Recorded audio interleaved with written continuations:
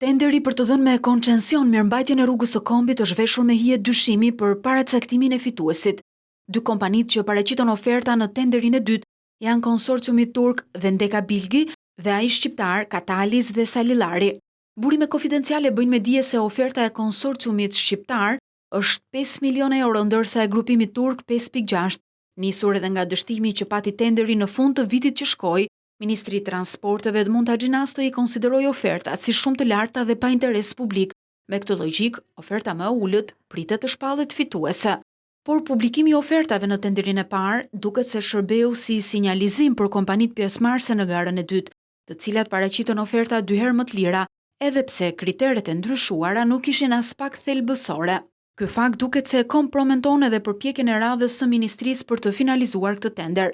Ekspertët ngren shqetësimin se nëse konsorciumi shqiptar do të shpallet fitues, atëherë qëllimi i këtij tenderi vihet në pikë pyetje. Sepse firmat që janë paraqitur nuk kanë eksperiencë të mëparshme, siç e parashikon ligji. Nuk janë marrë me menaxhimin e rrugëve, as administrimin e rrugëve. Është një eksperiencë që çdo firmë shqiptare që do ta fitojë është për herë të parë. Ty e futur kompani për shembull që i shikojmë domethënë në gjitha mjediset në Shqipëri. I shikojmë ke tregu Pazarit të Ri, i shikojmë në ndërtime të tjera, i shikojmë në rrugë, po të njëjtat fytyra, po të njëjtat kompani, po të njëjtat emra. Personalisht mendoj që kam prapavi këto punë, nuk jam pa gjë fare.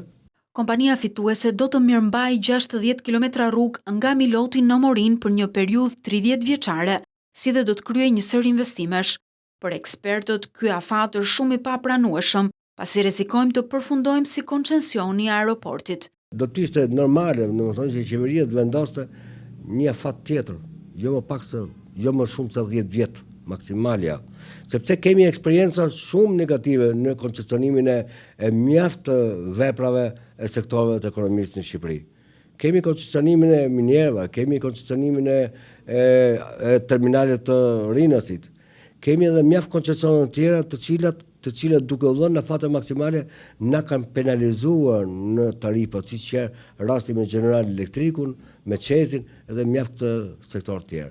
Sipas të dhënave, fituesi do të shpallet brenda muajit qershor, ndërkohë që dhe tarifa prej 5 euro për autovetur dhe mbi 5 euro për automjetet e tjera në varësi të madhësisë do të jetë një element frenues i komunikimit mes dy vendeve.